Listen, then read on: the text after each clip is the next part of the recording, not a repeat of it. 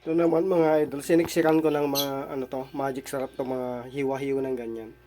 Nilagyan ko ng magic sarap yung mga yan para ano, okay ang lasa. So ito na yung kawali, nakasalang na. Piprito na natin siya mga idol. Ayan, nilagyan na natin yung mantika. Antay lang natin uminit-init yung mantika na yan bago natin ilagay ang tilapia.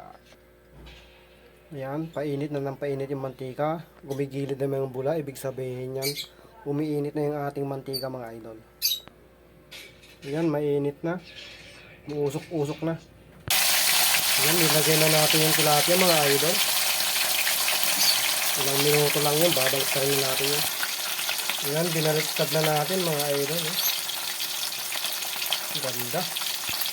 Baka yung magtatanong bakit walang ulo, tinanggal ko yung ulo mga idol kasi pinaksi ko.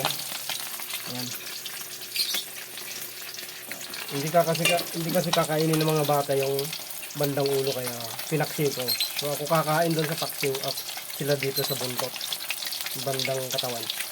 Ayan, binaliktad ko ulit, isang baliktad pa yan, okay na yan mga idol. Ayan, okay na mga idol. Hahanguin ko na para makakain na sila. Makakain na kami. Okay, thank you for watching mga idol.